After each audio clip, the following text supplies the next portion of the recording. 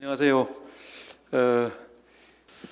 잘 아시다시피 커뮤니티 케어는 노인, 장애인 등 돌봄이 필요한 국민을 위한 지역사회 기반 돌봄 서비스 제공 시스템을 구축하기 위한 제도입니다. 이미 충남 천안시나 경기도 부천시 등 16개 기초자치단체에서 커뮤니티 케어 선도 사업을 실시하고 있습니다. 이러한 환경 속에서 오늘 학설대회는 세 주제로 나누어서 진행하고자 합니다. 먼저 커뮤니티 케어의 효과적인 운영을 위한 사회적 경제의 역할을 논의하고, 두 번째 주제에서는 커뮤니티 케어의 서비스 만족과 질을 높이기 위한 시니어 비즈니스 활성화 전략을 살펴봅니다. 이어서 마지막 주제로는 커뮤니티 케어와 복지단 경영 모델 구축 방안을 논의하는 매우 의미 있는 자리라고 봅니다. 열띤 논의와 대안 모색을 기대해 봅니다. 진행 방식에 대해서 말씀드리겠습니다. 발표 시간은 발표자 1인당 30분이며 연속적으로 세 주제를 발표 듣고 토론의 자리를 마련하겠습니다. 그럼 먼저 첫 번째 주제 발표가 있겠습니다. 커뮤니티 케어와 지역사회의 사회적 경제라는 주제로 한국사회복지협의회 장영심 박사님께서 발표해 주시겠습니다. 네, 반갑습니다. 지금 소개받은 한국사회복지협의회 장영신입니다. 저는 마스크를 쓰고 하겠습니다. 저희가 좀 공공기관이라 사실은 이렇게 마스크를 안 쓰고 하면 이게 온라인상으로 좀 문제가 될 것 같아서요. 마스크를 쓰고 하겠습니다. 이 팬데믹이라는 게 사실은 우리한테 굉장히 많은 일상생활을 변화를 주고 있고 앞으로도 이 포스트 코로나 시대 많은 변화를 줄 것 같습니다. 제가 이 커뮤니티 케어와 지역사회 사회적 경제라는 주제를 받고 사실은 엄청 고민을 했어요. 저한테 직접 이 주제를 발제해달라고 부탁을 받았으면 저는 아마도 거절을 했을 겁니다. 근데 저희 지금 보시면 지금 발제자가 2명으로 돼 있죠. 이게 서상목 회장님이 하실 발제를 제가 하는 것 같아서 좀 죄송하고요. 이 두 가지 커뮤니티 케어라고 하는 거와 사회적 경제를 어떻게 접목하고 갈까 굉장히 많이 고민했습니다. 그래서 나중에 제가 하고 나서의 제목은 지역사회 중심의 커뮤니티 케어와 사회적 경제 아니었을까 하는 생각을 했습니다. 요새 많은 온라인상으로 추계학술대회들이 열어지고 또 포스트 코로나 시대가 우리 어떻게 이 사회가 갈 거에 대한 그런 예상적인 예견하는 학술대회들이 많이 벌어집니다. 저도 그래서 협의회에서 한 9건 정도의 정책 토론회를 개최했는데 그때 주제가 조금씩 바뀌면서 처음에는 사회 안전망, 포스트 코로나 시대의 사회 안전망이 어떻게 갈 건가, 그러면서 그 안에서 사회 보장 체계, 또 사회 서비스 체계에 대해서 나누어서 정책 토론회들을 했습니다. 왜 이런 주제로 갔을까라는 거를 생각해 봤어요. 제가 왜 이런 걸로 했지, 내가 왜 이런 걸 했으며 다른 데서도 지역사회 중심으로 사회 서비스 체계가 포스트 코로나 시대에 어떻게 갈 건가를 왜 고민을 할까. 그랬을 때 제가 생각했던 게 우리가 팬데믹이 오기 전에 4차 산업혁명이 우리도 모르게 전 진전되고 있었다고 생각합니다. 그러면서 우리한테 느껴졌던 건 전 불평등이라는 단어였어요. 왜냐, 우리가 이번 정권 들어와서 소득주도 성장이라든가 그 전 정권에서도 경제정책들이 많이 이루어졌고 또 52시간의 문제 뭐 이렇게 하다 보니까 이번 정권뿐만이 아니라 계속해서 분배는 악화됐던 것 같아요. 그게 전 세계적으로. 그래서 20%의 사람들이, 부유층의 사람들이 이 전 세계를 이끌어간다 했던 게 1대9로 바뀌는 그런 세가, 또 고용 절벽이 팬데믹 이전부터 저는 있었다고 생각합니다.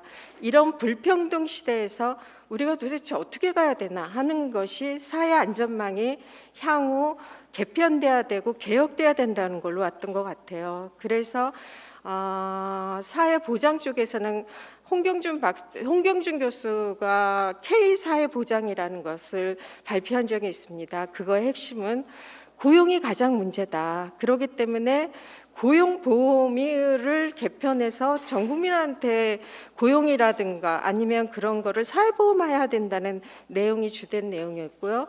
또 외국에서부터 들어온 가이거 앤더슨 그분에서 기본소득이라는 게 지금 정치적으로 지금 굉장히 많이 회자되고 있습니다. 그래서 다음 대선에서는 이 기본소득이 또 하나의 이슈화 되지 않을까 하는 생각을 하고요. 그 다음이 사회 서비스가, 이 중요한 사회 서비스가 어떻게 갈까? 우리가 계속 사회 서비스에 관한 것들이 하나의 사회 서비스만이 아니라 사회 보장을 지원해주고 지역사회화 가는 거, 그런 전달체계 개편에서의 사회 서비스는 굉장히 중요한 부분이기 때문에 이 사회 서비스에 대한 체계도 개편돼야 된다는 거, 이런 배경 하나에서 제가 커뮤니티 케어와 사회적 경제라는 거를 한번 고민해 봤습니다.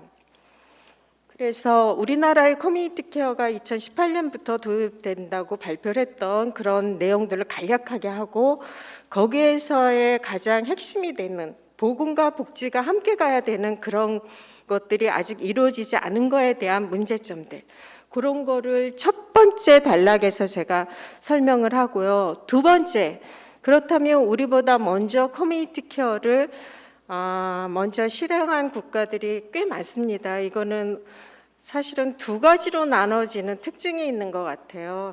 하나는 고령화가 가장 큰 특징이겠죠. 그러다 보니까 사회보험의 그런 재정 건전성이라든가 재정 확보라는 그런 문제들과 또 탈시설화라든가 그런 인권의 문제, 이런 것들을 어떻게들 외국에서는 좀 해갔나 해서 외국에서 먼저 하고 있던 스웨덴이나 일본, 영국에 대한 거를 간략하게 제가 소개를 하고, 사회적 경제와 이 커뮤니티 케어를 연결하고 가는 접점을 찾아가고 있는 영국의 사례를 하나 설명드리려고 합니다. 그리고 지금 개인적으로는 우리나라에서 아직 저는 커뮤니티 케어가 자리 잡았다는 생각은 안 들거든요.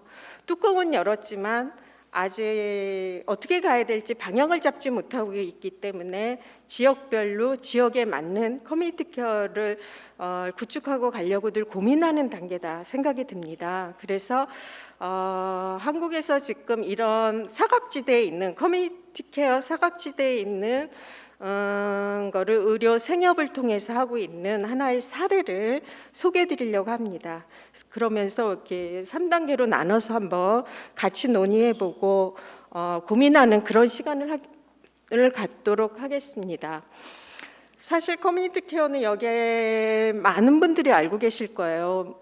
이번 정권이 들어서면 가장 먼저 세웠던 게 포용적 복지국가 를 내세웠습니다. 가장 큰 화두로서 내세웠고 복지에 굉장히 많은 관심을 갖고 있는 게 이번 정권이라고 생각해요. 그래서 2018년 3월 2일 복지부에 커뮤니티 추진단이 탄생을 합니다. 그래서 저도 굉장히 많이 좀 기대를 하고 해서 제가 커뮤니티 추진단을 찾아가서 그 당시 황승현 단장이었습니다. 저희 협의회에서 해드릴 게 뭐 없을까라는 고민으로 제가 커뮤니티 케어 관련된 5번의 정책 토론회를 기획해서 갔습니다. 그래서 5번의 18년도에 5차에 걸쳐서 커뮤니티 케어에 대한 정책 토론을 했어요. 그중에서 제가 가장 기억에 남는 게 3차 커뮤니티 케어 정책 토론이었습니다. 그때 제가 50명을 보건, 복지, 다양한 영역에 있는 50명의 전문가를 불러서 토론을 했고, 그 당시 국장 장재건 국장이었던 것 같아요. 그분이 와서 답변을 하고 이런 걸 갔는데, 그때도 결론적으로는 합의점을 못 찾았던 게 제 기억으로는 그래요.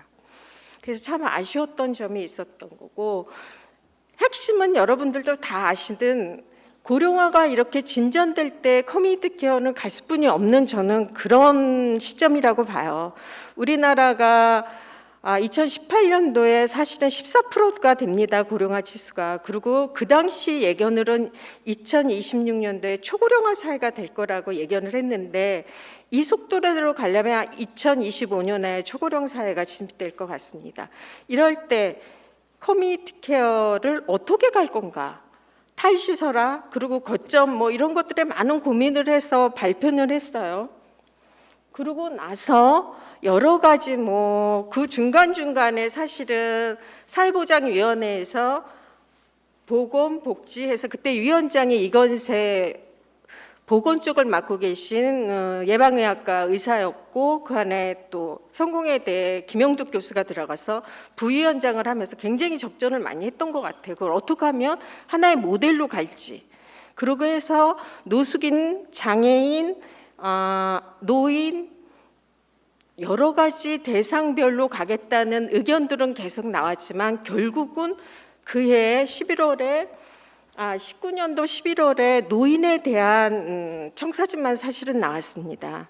그랬을 때 여기서 핵심이 전 됐던 게 부처 간에 협업을 하겠다는 것을 발표를 해요. 국토부나 행안부, 복지부가 협업을 해서 LH와도 같이 해서 그러니까 우리가 커뮤니티 케어 하면 지역에 의한 케어가 되는 거죠. 지역 내의 케어가 아니라 지역에 의한 케어인데 그렇게 하려면 시설이나 병원에서 오랫동안 사시던 분이 바로 지역에 의한 케어가 안 돼요.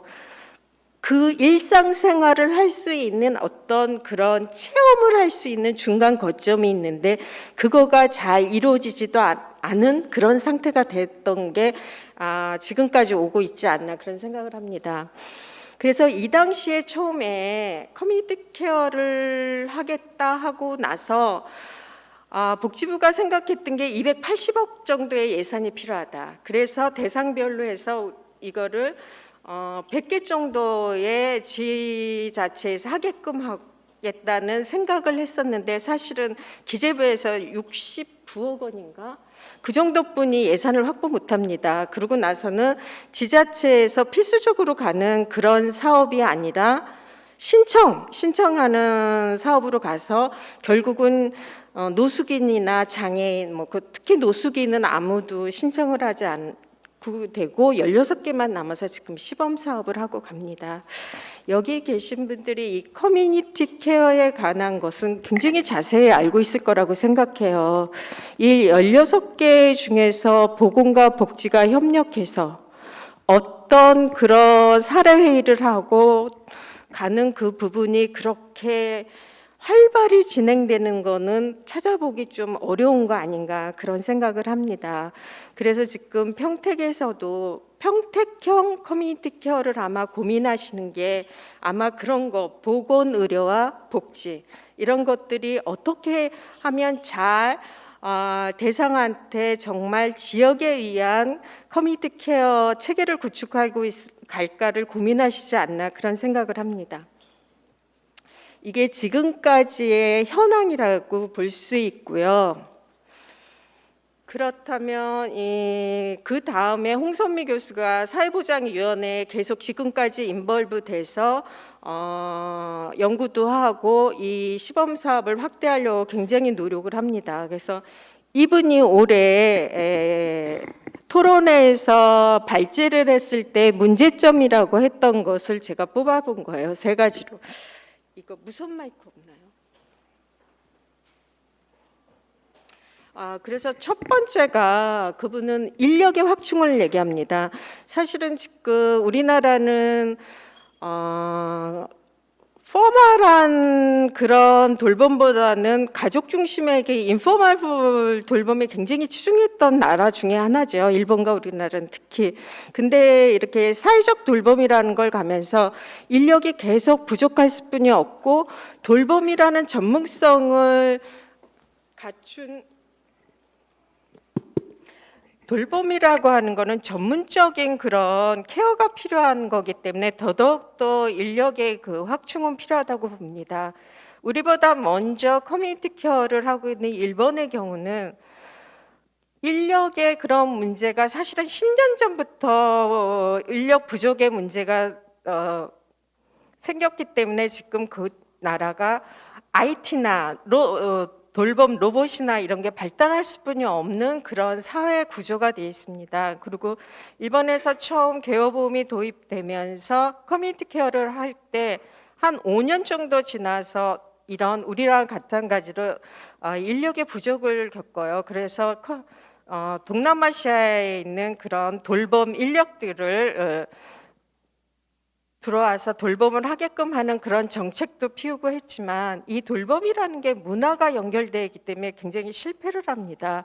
그래서 이런 사회 서비스에 관련된 인력 확충, 여기에는 여러 가지 또 문제들이 있죠. 우리 지금 뭐 사회 서비스원이나 뭐 이런 것들과 같이 연계되는 것도 있고, 또 이런 돌봄에 관한 종사자들의 처우라든가 뭐 이런 것들에 다해서 인력 확충을 어떻게 갖고 갈 것이냐는 그런 문제가 있고요. 또 하나는 적정 사회 서비스 공급 방식과 이용 체계 구축입니다. 이런 것들은 지자체에서 얼마만큼의 돌봄 서비스를 잘 가져갈 수 있는 건가, 이게 이런 것들, 또 이용 체계, 바우처라는 것과도 이거는 연결돼서 한번 고민해 볼 수 있는 그런 문제인 것 같고요. 세 번째가 다양한 공급 주체 및 돌봄 경제 활성화, 이게 사회적 경제와 연결되는 부분이라고 생각합니다.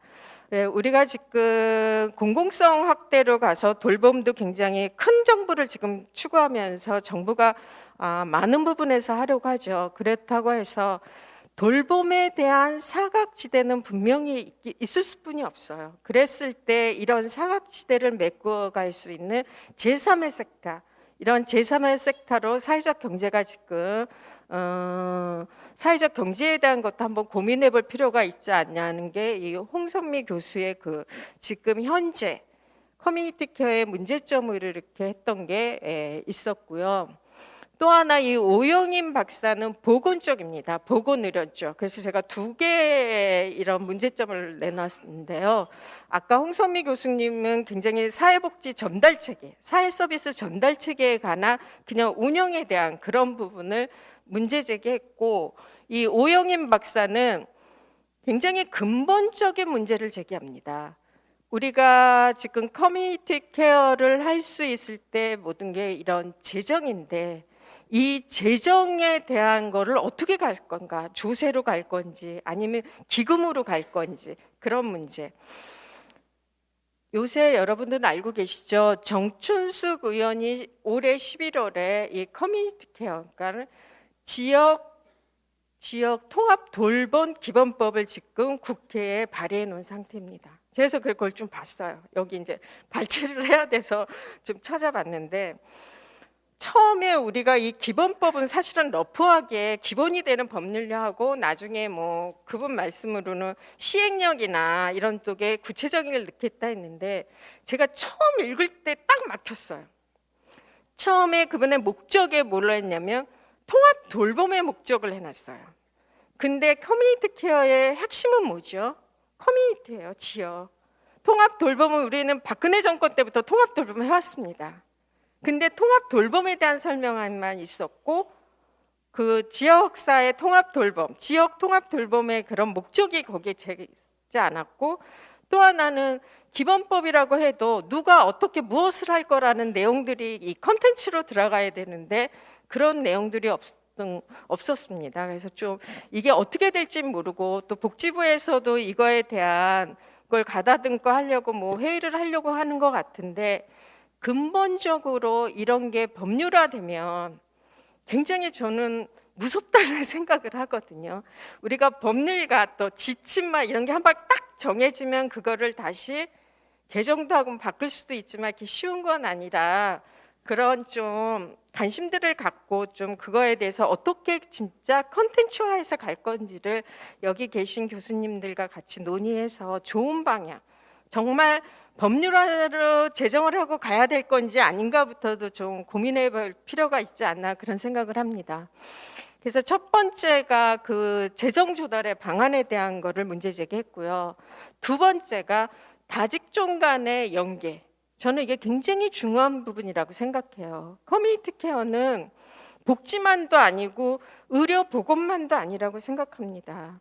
그렇기 때문에 이걸 정말 어디서 누가 어떻게 커뮤니티 케어를 수행해 갈지, 이런 부분들에 대한 문제 제기를 했고요. 이분이 의료 보건 쪽의 박사이기 때문에 의사 참여 범위에 대한 제한점을 문제 제기를 했습니다. 지금 현 시점에서 저는 이 두 연구자의 문제 제기가 어느 게 옳고 어느 게 그르다 뭐 이런 건 아니고, 이런 것들이 문제 제기하고 있는 게 현 시점에 커뮤니티 케어라는 것들을 같이 고민해 보고 싶었습니다.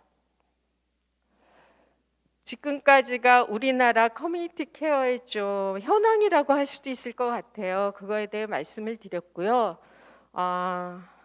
다음은 영국에서 사실은 사회적 경제나 사회적 협동조합이 그 옛날부터 태초에 영국이 자발적으로 됐던 게 전 영국이라고 생각을 하거든요. 우리나라는 사실은 자발성에 의한 사회적 경제는 아닙니다. 제3섹터로 해서 정부의 굉장히 보조금을 받고 하는 그런 사회적 경제 육성법도 있고 그렇게 해서 출발을 했기 때문에 이런 미국이나 해외 학회에 가서 우리 사회적 경제 이런 것들 이런 지원을 받습니다 하면 굉장히 막 넌센스처럼 생각을 한대요. 그래서 좀 영국을 한번 생각해 봤고요. 그래서 영국에서 하는 하나의 서클이라는 협동조합이 있어요. 그걸 소개를 하면서 사회적 경제가 이렇게 실천되고 있는 한 사례를 소개해 드리려고 합니다.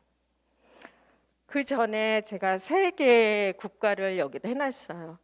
스웨덴, 그러니까 커뮤니티 케어의 특징은 저는 이 3 국가에서 스웨덴, 영국은 법률을 제정합니다. 커뮤니티 케어법은 아니에요. 영국만 커뮤니티 케어법을 해요. 그래서 그 중앙정부에 있던 것들을 다 시군구, 지자체로 사회 서비스로 옮기는 그런 작업을 하고요. 스웨덴은 이것보다 먼저 92년도에 아델 개혁을 추진합니다. 스웨덴만큼 이 3 나라를 비교했을 때 여러분들은 사회 서비스에 관련돼서 어떤 생각들을 하십니까? 굉장히 공공성을 강화된 게 스웨덴, 중간 정도의 공공성, 그리고 일본은 굉장히 특징적인 게 민간을 활용한 공공성 강화. 이렇게 저는 좀 구분 지어 볼 수 있다고 생각합니다. 그래서 스웨덴이 92년에 아델 개혁을 할 때 굉장히 공공성이 발달된다는 게 아니라 의료나 복지 뭐 이런 의료 특히 다 중앙에서 컨트롤했고 무상이었습니다. 그랬던 것들이 이제 지방으로 사회 서비스는 코민이라는 거 하는 우리나라의 그 시군구죠. 그쪽에서 다 할 수 있게끔 이런 계획을 추진하고 이때 65세 이상의 노인이 아닌 80세 이상에 되는 노인에게 집중적으로 사회 서비스를 제공합니다. 그 이유는 65세보다 80세 넘었을 때 일상생활이나 이런 지역에 의한 그런 돌봄이 필요한 날이라고 해서 80세 이상에게 사회 서비스를 제공하는 그런 아델 개혁을 추진합니다. 그리고 2001년에 사회 서비스 법이 제정이 되고요. 이런 개혁들이 있었던 거고 영국은 70년대 시범 개혁을 합니다. 왜냐하면 사실 영국은 우리나라보다 굉장히 빠르게 고령화가 사실은 시작이 됐던 나라죠. 그래서 그 전에 이 탈시설화가 커뮤니티 케어에 그다지 작용을 하지 않은 게 영국입니다. 왜냐하면 60년대에 정신장애인들이 병원에 오래 있었을 때 인권 문제로 인해서 탈시설화, 탈의연화 그런 것들을 했던 거. 여기는 아마 노멀리제이션도 같이 포함되지 않았던가. 그게 시작으로 해서 했던 게 나중에 커뮤니티 케어하고 연결이 됩니다.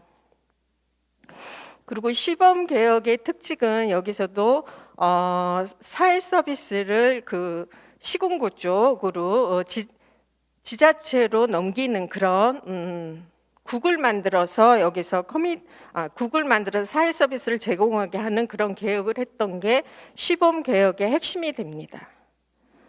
그리고 일본은 사실은 법률을 만들진 않았지만 2000년도에 개업보험을 도입하고 개정을 통해서 2010년도부터 지역 포괄 케어 센터를 도입하면서 커뮤니티 케어를 추진합니다. 이때 일본에서는 사실은 130개에 관련된 그런 커뮤니티 케어를 추진하기 위해서 130개에 관련된 법률들을 개정을 합니다. 그런 것들을 통해서 그러면서 의료 보건에 대한 협력하고 또 제정을 한 내를 묶는 그런 작업들을 통해서 커뮤니티 케어를 추진해 나갑니다. 그래서 이 3개국의 특징을 보면 예산이라는 것을 확보할 수 있고 또 시군구 또 지자체에서 사회 서비스를 제공할 수 있는 그런 체계를 만들 수 있도록 3개국이 굉장히 개혁을 했다는 거. 그러면서 굉장히 시간을 들이고 체계적으로 장기적으로 커뮤니티 케어가 추진됐다는 것이 굉장히 특징이라고 보여집니다. 그래서 영국의 커뮤니티 케어에 대한 거를 좀 법제화와 연계 및 통합으로 좀 나눠서 제가 구분을 해봤습니다. 그래서 문제는 영국도 커뮤니티 케어에 대한 거는 고령화와 사회보장 지출이 굉장히 영향을 미쳤죠. 그렇기 때문에 사회 서비스 부분을 지자체로 개혁하는 그런 거를 시도했던 거고요. 그리고 아까 앞서 말씀드렸던 탈시설에 대한 사회적 요구는 그다지 많지 않았습니다. 여기는 그거는 벌써 60년대에 그런 탈시설이나 탈병원 그런 노멀라이제이션이 벌써 영향을 미쳤기 때문에 일본과 같은 그런 탈시설에 대한 사회적 요구는 그다지 크지 않았습니다. 그 정치적인 거는 영국이 그 대처가 들어오고 하면서 신자유주의적인 작은 정부를 추구하잖아요. 그러면서 공공이 했던 거를 민간이 할 수 있도록 그런 유도하는 그런 정책을 썼기 때문에 이런 민간 서비스 공급 확대를 좀 지향했고요. 그리고 정책으로는 개인과 지역사회의 책임을 증가하는 그런 지역에 의한 돌봄이 될 수 있도록 그런 정책을 했고, 또 하나는 그린피스 보고서에 보면 영국에서 했던 게 그 준시장 정책, 시장 논리를 많이 하죠. 민영화와 연결이 돼서 그런 것들이 정책적으로 많이 작용을 했습니다. 그래서 돌봄에 관해서 그런 선택할 수 있는 이용자가 선택할 수 있는 그런 시장 원리가 도입이 되고요. 그리고 연계 및 통합 쪽에 보면 돌봄 기관에 대해서는 보건과 복지가 같이 연계해서 갈 수 있는 그런 통합을 시도합니다. 그리고 지방 정부가 사회 서비스에 관한 모든 그런 공급자로서의 그런 다 사게 하는, 그리고 산 것을 이용자가 구매할 수 있도록 하는 그런 정책을 피는 기관이. 그리고 인력에 관한 거는 케어 매니저 제도를 도입하면서 다학제 간의 그 협력을 할 수 있는 그런 인력적인 거를 하고요. 또 물리적인 공간에서 그런 팀워크가 일어날 수 있도록 그런 다학제 간에 그런 것들을 공유할 수 있는 그런 협력의 그런 체계를 구축합니다. 그리고 재정에 관한 것들도 보건과 사회 서비스의 공동 재원을 조달할 수 있는 그런 틀을 갖추는 그런 커뮤니티 케어 체계를 구축해 간 게 영국입니다.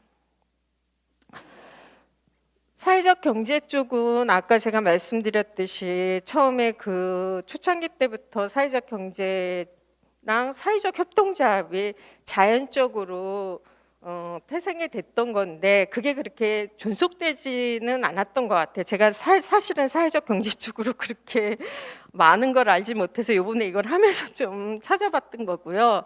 그래서 이 서클이라고 하는 게 영국에서 굉장히 유명한 사회적 경제 쪽이더라고요. 그 협동조합으로 이루어지는데 이렇게 공공이 중심이 돼서 하던 정책이 민간으로 넘어가고 같이 정부가 이런 커뮤니티 케어를 추진하지만 이 65세 이상 되는 노인들, 영국 노인들에 대한 불만이 굉장히 많다기보다는 그래도 충족되지 않은 사각지대가 있었다고 합니다.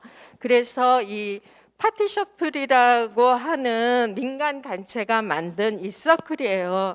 그래서 이 서클에 활동하면서 이렇게 좋은 점들이 많이 나타났고요. 그래서 제가 한국에 대한 거를 좀 설명하려고 합니다. 여러분, 한국의 민들레 의료복지 사회협동조합이란 게 대덕구에 있어요. 그래서 요거는 의사가 주축이 돼서 만든 처음에 생협이고요. 근데 이 생협을 하다가 이 대덕구에서 사회적 경제 돌봄 클러스터라고 하는 게 필요성을 이 민들레에서 필요성을 감지하고 어떻게 할까라고 생각을 합니다. 그래서 무엇이 필요한가? 도대체 커뮤니티 케어를 하고 이 대덕구에서 이 돌봄을 하려면 어떻게 할까라고 해서 그 대덕구에 있는 뭐라고 해야죠? 욕구조사를 합니다. 그래서 나왔던 게 정부 지원 대상의 조건이 맞지 않은 복지 사각지대가 꽤 있다. 그리고 저출산 고령화로 인한 그런 어느 지역에서 더 많은 그런 고령화 지수가 있나 이런 것들을 파악하고요. 그리고 사회보장과 고용에 대한 문제 그런 것들에서 필요한 게 그렇다면 우리가 뭘까?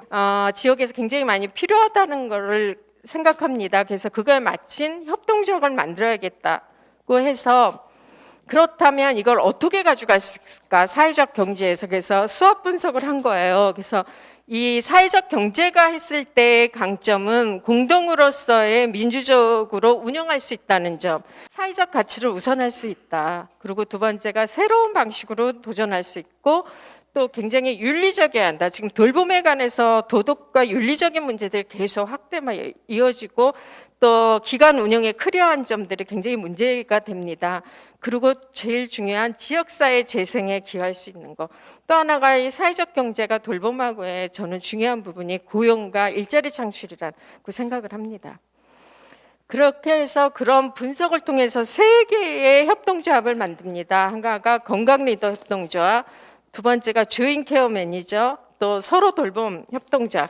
이거는 이 민들레에서 그 대덕구 그 대전에서의 그 수요 조사를 통해서 만들어진 협동조합이에요. 그래서 올해 만들어졌기 때문에 이게 아직 성과 그런 건 모릅니다. 그렇지만 이런 시도들이 있고 이런 게 그 지역에서 필요에 의해서 만들어진 거고 지역에서의 대학들과 뭐 이런 것과 연계해서 연구도 하고 이 안에서 지금 지역형 커뮤니티 케어를 만들려고 지금 노력을 하는 게 건강리더 협동조합입니다. 여기는 자조적인 집단이고 예방적인 걸로 가려고 하는 게 포커스라고 합니다. 그리고 서로 돌보는 거 요거는 아마 중간집일 거예요. 요게 우리가 갔을 때 커뮤니티 케어는 탈시설인 탈병원이든 바로 지역으로 가서 생활이 어려우니까 그 지역에서 한번 중간집에서 살아보는 그런 것들을 할 수 있는 것이 서로 돌봄 협동조합입니다. 제가 이거를 했던 이유는 뭐냐면 여기서 하면 처음에 이 민들레는 그 정부의 지원이 아닌 자발적으로 주민들이 필요해서 만들고 이게 2002년도에 했기 때문에 그때 의사들을 중심으로 해서 3차 의료가 다 지역 주민들한테 그 서비스가 가지 않는다는 걸로 첫 출발을 했다고 합니다.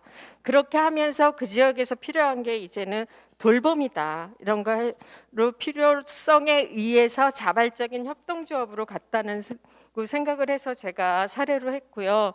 이러면서 지역의 욕구를 해결해 가고 또 사회적 경제가 어떻게 보면 우리가 이윤을 극대화하는 거는 나중이잖아요. 사회적 가치를 창출해 나가면서 자연스럽게 이윤 창출까지 가는 그런 하나의 모델로서 정착하지 않을까 하는 생각을 해서 사례로 했습니다. 마지막으로 코로나 시대의 사회적 경제의 가치를 제가 이렇게 돌봄의 부재, 지금 우리가 거리두기, 사회 서비스가 저는 코로나로 인해서 지역사회에서 좀 붕괴됐다는 생각을 했거든요. 왜냐하면 우리는 공급자 위주로 서비스를 줬기 때문에 찾아가는 서비스에 대한 것이 그렇게 활성화되지 않았을 때 누가 주체가 돼서 이 코로나 팬데믹 시대에 사회 서비스를 제공할 거야 굉장히 멘붕이 됐던 것 같습니다. 그랬을 때 공공 서비스가 지금 자원이라는 게 부족한 게서 한계가 있고 점점 대규모로 지금 가면서 감염이 되고 이런 돌봄의 부재에서 사회적인 경제가 추구하는 가치들이 지금 가운데 있는 이런 것들로 저는 가치를 창출할 수 있고 마지막으로 그 실험 이게 사회 혁신 과정의 하나라고 생각을 합니다. 그래서 앞으로 정부가 어떻게 커뮤니티 케어를 끌고 갈지 모르고 지자체에서 어떻게 지자체형 커뮤니티 케어가 나올지 모르겠지만 이게 사회적 경제에 잘 지역에 맞는 그런 커뮤니티 케어와 사회적 경제가 같이 연계할 수 있는 접점을 찾아서 우리나라의 돌봄의 그런 사각지대가 최소화할 수 있는 그런 걸로 발전하길 바랍니다. 감사합니다. 예, 발표 진행하 수고하셨습니다. 아주 짧은 시간에 밀도 있는 발표였습니다.